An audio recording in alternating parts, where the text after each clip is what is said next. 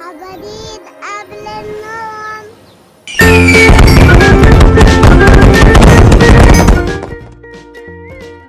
Candy. Far away above the world, a little unicorn lives with his family. He has a brother and a sister. He was the youngest, so he was a spoiled one. His mother called him Candy because he was born gorgeous and so sweet. He looks like candies in their city. His horn started to shine from the first moment. The horns of the unicorns unusually shine in the night, so they usually look like stars in the sky. But that shining disappears at the sun rising. At that time, you can't see except their white and pink bodies. Their colorful tails shine after the rain and reflects the rainbow beautiful colors in the city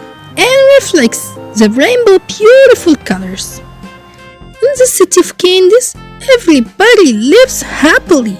They fly all the time with their angelic wings and always eat sweets.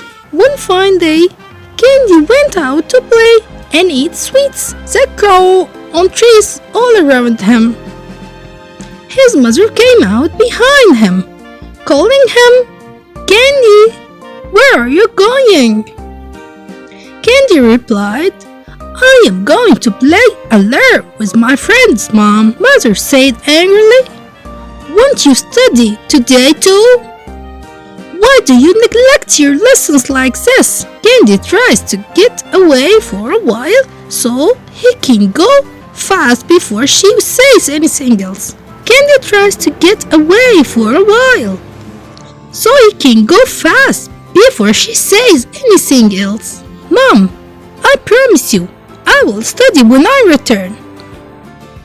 Then he ran away from here, and his mother got angry, and she came home thinking about her little son, who doesn't like to study. He couldn't even read or write yet. His mother was afraid for Candy because of being late at the school, and she was right. He's only interested in playing, having fun, and eating sweets. Even if those old habits are funny, they are not enough to make his life better. Candy kept running, playing, and having fun with his friends, and eating sweets until he reached the strange sweet forest. He stood at its great golden gate. A friend said, "We have to go away from here, as this is a dangerous place," as his father told him. The rest of the friends agreed except for Candy. He answered them boldly and carelessly, "I think adults forbid us from entering so that we can see the funny things inside." A friend replied, No, parents are always right, and we should follow their instructions." Candy replied confidently, "I am not like you. I am bold and brave. I am going in to see what's the strange things there. Are you coming with me?" The rest of the friends looked at each other, wondering at his boldness, and they were scared too. None of them wanted to piss off his parents, and they all said no.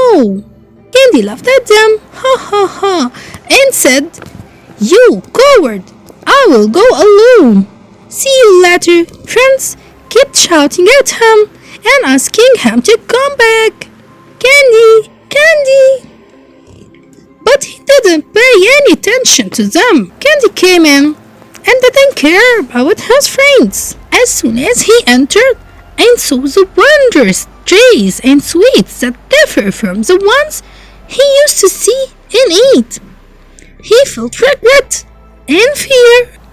He wanted to come back, but he was arrogant and refused to admit his mistake. He continued walking into the forest, and he found paintings hanging on the trees. Each board had some words written on it. He tried to read it, but he couldn't. He tried to spell the letter, but he failed to. Because he wasn't studying, and he never cared about studying. He felt regret and said to himself, I wish I had listened to my mother's words. I wish I had paid attention to my lessons. I would have been able to read the paintings. He thought of himself that if I chose one of those strange sweets to eat and went out quickly and then tell his friends that he ate it and nothing happened to him, he would be great. They will see now how brave and strong he is, and they would wish they were like him. He looked at the trees around. He saw tall candies, round candies, blue candies, red and black candies. He was very confused. What should I do now? I am so confused. I don't know which one to choose. He grabbed a small round red one. He smelled it and said, This looks delicious. But it smells a little weird. He looked at the painting hanging on the tree again and tried to read it, but he couldn't. But he saw a symbol of two large wings and saw that it would make his wings large. I will eat it until my wings are bigger than all my friends, and my mother will be very happy with me. He tasted the sweets and found that they taste not bad, but they are not as sugary as the sweets he knows. Chew it little by little until he swallowed it. Then he waited for a while. Well, nothing happened. Looks like she's doing nothing. That's enough. I'm going out now. He started to move his wings to fly back to his friends. The wings moved a little, but he felt his wings were very heavy, as if they were made of metal and not feathers.